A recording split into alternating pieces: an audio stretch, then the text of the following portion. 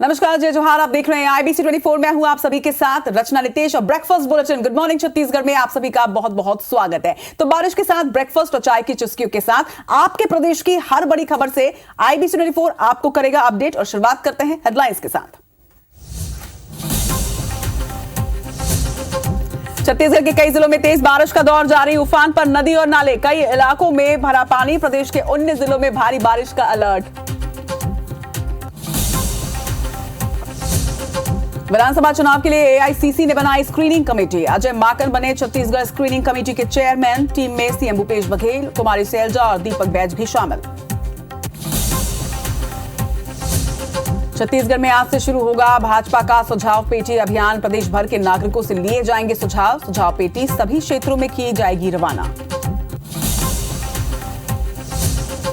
संसद के मानसून सत्र का आज 11वां दिन। लोकसभा में फिर हंगामे के आसार। दिल्ली सेवा बिल पर होगी चर्चा। बीजेपी ने सांसदों को जारी किया व्हिप।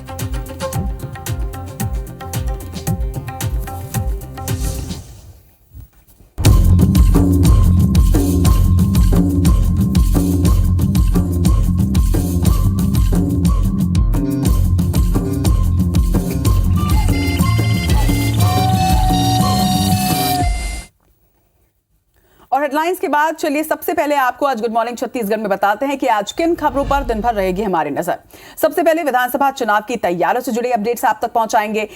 तैयारियों में कांग्रेस जुटी हुई है और छत्तीसगढ़ के लिए स्क्रीनिंग कमेटी का गठन भी कर दिया गया है। इस कमेटी में अजय माकन चेयरमैन बनाए गए हैं। इसके साथ ही PCC चीफ दीपक बैज और CM भूपेश बघेल भी कमेटी में शामिल किए गए। दूसरी बड़ी खबर छत्तीसगढ़ बीजेपी से जुड़ी हुई। बीजेपी घोषणा पत्र की शुरुआत करने जा रही है। आज पूरे प्रदेश के लिए घोषणा पत्र की पेटियां रवाना की जाएंगी। इसके जरिए लोगों से सुझाव मांगे जाएंगे कि घोषणा पत्र में किन बातों को शामिल किया जाए। इसके पहले इस कमेटी की बैठक भी आज होगी। वहीं तीसरी खबर जांजगीर से, जहां एक शख्स ने अपनी पत्नी और 3 बेटियों की हत्या कर दी। आरोपी ने रात में सोते वक्त हत्या की घटना को अंजाम दिया है। वहीं पुलिस ने हत्या के आरोपी को अब गिरफ्त में ले लिया है। वहीं चौथी खबर मौसम से जुड़ी हुई। मौसम विभाग ने छत्तीसगढ़ के 19 जिलों में भारी बारिश का अलर्ट जारी कर दिया है। अगले 3 घंटों के लिए यह अलर्ट जारी है। आपको यह भी बता दें कि रायपुर में कल से ही लगातार बारिश का दौर जारी है, जिसकी वजह से कई जगहों में जलभराव की स्थिति निर्मित हो गई है।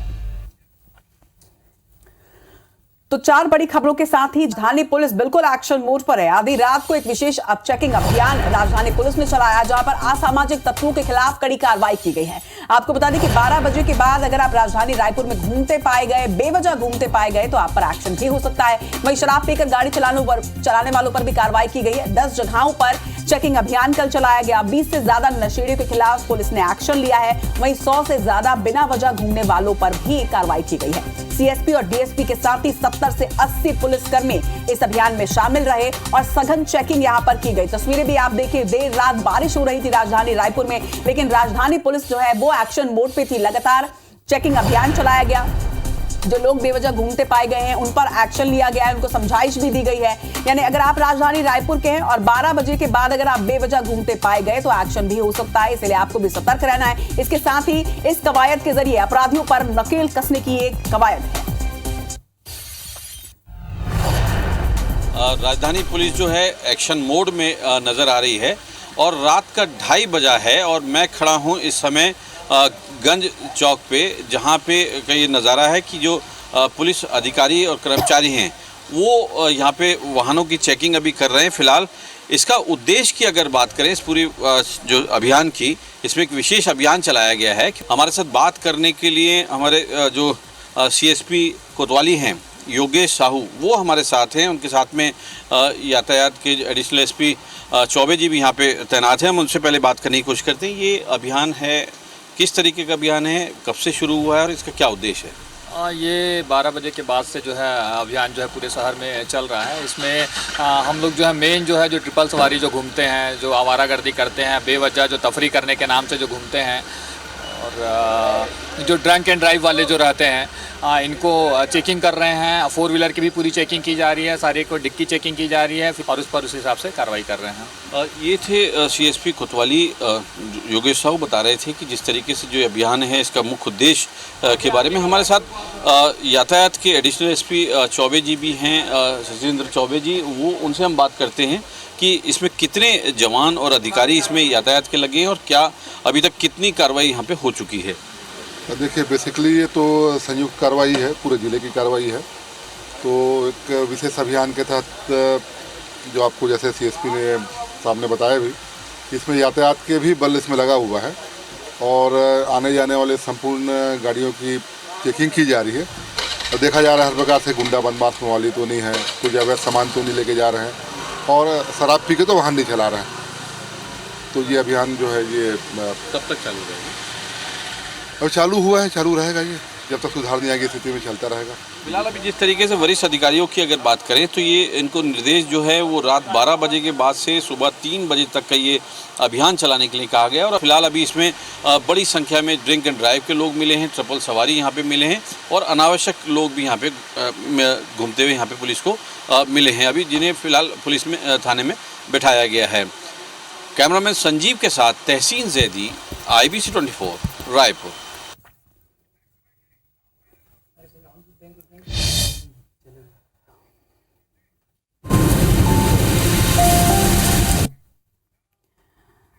बिल्कुल, बारिश झूम के पूरे प्रदेश में छाया हुआ है, लेकिन कहीं राहत तो कहीं आफत बनकर बरस रहा है। छत्तीसगढ़ में मानसून अब पूरी तरह से सक्रिय है। छत्तीसगढ़ के सभी संभागों में लगातार तेज बारिश हो रही है। छत्तीसगढ़ के 19 जिलों में भारी बारिश का अलर्ट भी मौसम विभाग ने जारी किया है। रायपुर में अगर बात करें तो कल देर रात से ही बारिश का सिलसिला जो है वो जारी है और इसी वजह से कहीं कहीं जलभराव की स्थिति भी रायपुर में नजर आ रही है। तस्वीरें भी आप देखिए कि किस तरह से जलभराव की स्थिति यहाँ पर बनी है। हालांकि सरगुजा क्षेत्र की अगर बात करें तो वहां जरूर लोगों को राहत मिली है, क्योंकि वहां पर कम बारिश हो रही थी, लेकिन कल से जिस तरह से बारिश हो रही है उसके बाद राहत मिली है। इसी तरह से अगर भिलाई की हम बात करते हैं तो भिलाई में भी लगातार बारिश हो रही है। लोगों को गर्मी से राहत जरूर मिली है, लेकिन इसके साथ ही कई क्षेत्रों में जलभराव की वजह से लोगों को दिक्कत हो रही है। और वहीं दूसरी वजह यह भी है कि मानसून के साथ ही मानसूनी बीमारियां जो है वो भी अब आफत बनकर बरस रही हैं। और भिलाई में खासतौर पर अगर हम बात करते हैं तो भिलाई में ना सिर्फ आई फ्लू का कहर बल्कि डेंगू का कहर भी बरप रहा है और यही वजह है कि भिलाई वालों को इस मानसून में ज्यादा सचेत रहने की जरूरत है। तो छत्तीसगढ़ के 5 संभागों में रेड अलर्ट जारी कर दिया गया है। अगले 24 घंटे के लिए ये रेड अलर्ट जारी किया गया है और रायपुर और उसके साथ ही भिलाई से हमारे 2 सहयोगी इस वक्त हमारे साथ हैं। रायपुर से स्टार जैन और भिलाई से कोमल हमारे साथ हैं। पहले हम रायपुर का रुख करेंगे। स्टार, अगर रायपुर की बात करते हैं तो कल से ही लगातार बारिश का दौर जारी है और यही वजह है कि कई जगहों पर जलभराव की स्थिति निर्मित हो गई है। आप इस वक्त कहां पर हैं और इस वक्त क्या स्थिति देख पा रहे हैं?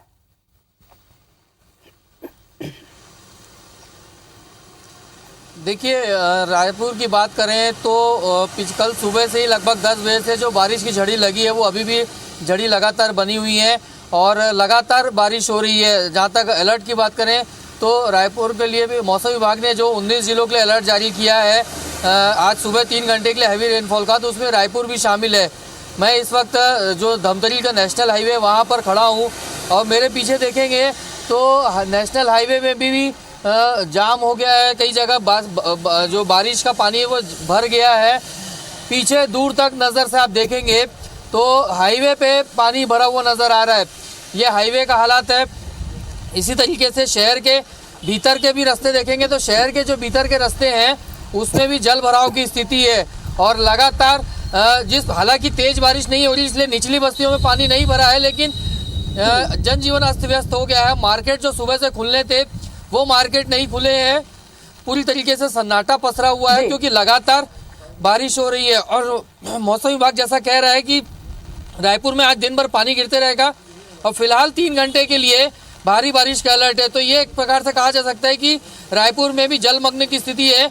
और जहाँ तक पूरे प्रदेश की बात करें तो 19 जिले के लिए मौसम विभाग ने अलर्ट जारी किया और विशेषकर खास बात यह है कि सरगुजा संभाग जहाँ अब तक पानी औसत से कम हुई थी, इस बार अच्छी रेनफॉल वहाँ पर हो रही है और सरगुजा संभाग के सभी जिलों के लिए अलर्ट जो शामिल किया गया है निश्चित तौर पर कहीं बारिश राहत बनकर आ रही है तो कहीं आफत भी बन रही है। और जिस तरह से आपने जानकारी दी कि अगले 3 घंटे के लिए भारी बारिश का अलर्ट जारी किया गया लगभग 9 बजने को, और ये ऑफिस टाइम होता है स्टार। ऐसे में अगर आप भी अपने ऑफिस के लिए निकलने वाले हैं तो बिल्कुल सतर्क और सावधान रहिए क्योंकि अगले 3 घंटे मूसलाधार बारिश के अलर्ट मौसम विभाग ने जारी किया है। भिलाई का हम रुख कर रहे हैं। कोमल हमारे साथ हैं। कोमल, अगर भिलाई की हम बात करते हैं तो बारिश के साथ साथ वहां सबसे बड़ी परेशानी जो हो रही है वो मौसमी बीमारियों की है, क्योंकि लगातार आई फ्लू के बाद मलेरिया और उसके बाद अब डेंगू का कहर जो वो बरप रहा है। क्या स्थिति है, क्या कवायद स्वास्थ्य विभाग की ओर से और इसके साथ ही क्या अलर्ट मौसम का?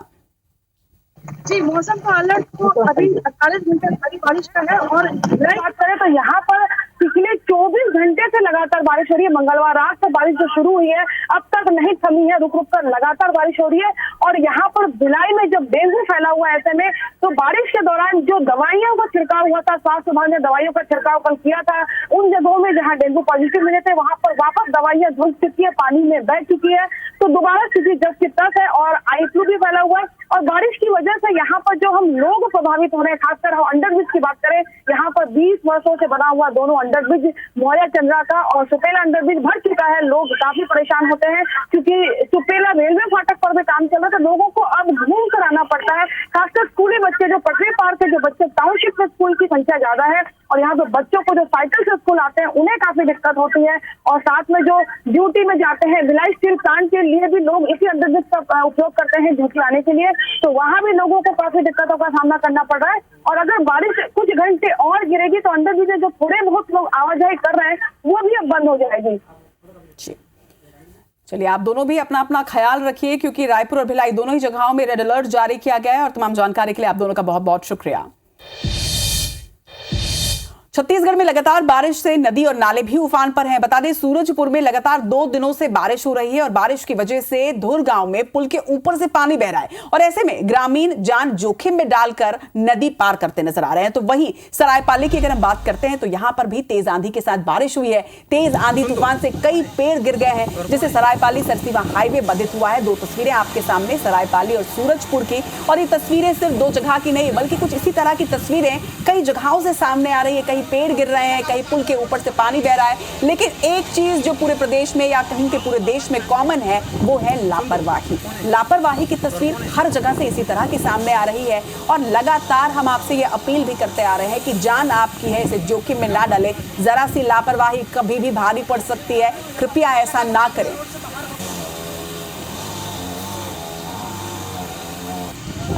सुन तो कौन है और कौन है?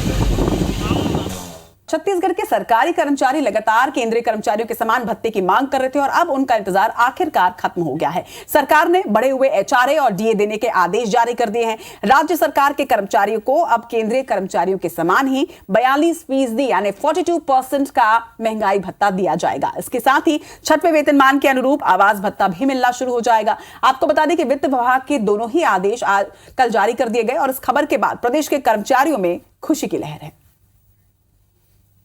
छत्तीसगढ़ शासन ने आज एचआरए और डीए को लेकर महत्वपूर्ण आदेश जारी हुए हैं। काफ़ी दिनों से हम प्रतीक्षा कर रहे थे। प्रदेश भर के कर्मचारी अधिकारियों में काफ़ी उत्साह है।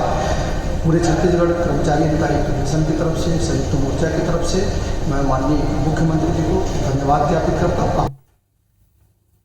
और अब आपको एक खास खबर बताते हैं सुकमा से। जी हां, छत्तीसगढ़ के सुकमा से एक प्रेरणादायक खबर निकलकर सामने आई है। जिले के दोरनापाल में रहने वाली संजू फिलिप ने अपनी प्रतिभा के दम पर लंदन में नौकरी हासिल करके दिखाया। दरअसल उनका परिवार आर्थिक तौर पर काफी कमजोर है, जहां पर उनके पिता एक ड्राइवर हैं और मां एक साधारण गृहिणी। अपनी बेटे की उपलब्धि सुनकर परिजनों की आंखों में भी खुशी के आंसू छलक उठे। लंदन के कैडवाल्डर विश्वविद्यालय में आईसीयू नर्स के तौर पर उन्होंने ज्वाइनिंग भी ले ली है और यहां उन्हें लाखों का पैकेज मिला है। 9 अगस्त को हर साल की तरह इस वर्ष भी विश्व आदिवासी दिवस मनाया जाएगा। छत्तीसगढ़ के सभी जिला मुख्यालयों में कार्यक्रम आयोजित किए जाएंगे और इस संबंध में सामान्य प्रशासन विभाग ने सभी जिला कलेक्टरों को दिशा निर्देश भी जारी कर दिए हैं। मुख्यमंत्री भूपेश बघेल प्रदेश के अनुसूचित क्षेत्रों की 5633 पंचायतों को मुख्यमंत्री आदिवासी परब सम्मान निधि योजना के तहत द्वितीय किश्त 2,81,65,000 रुपए की राशि उनके बैंक खातों में जारी करेंगे। वहीं प्रत्येक पंचायत को 5,000 रुपए के मान से द्वितीय किश्त दी जाएगी। पंचायतों को मुख्यमंत्री आदिवासी परब सम्मान निधि योजना के तहत प्रतिवर्ष दी जाने वाली 10,000 रुपए की आर्थिक सहायता का उद्देश्य आदिवासी तीज त्योहारों का गांव में गरिमामय आयोजन सुनिश्चित करना है।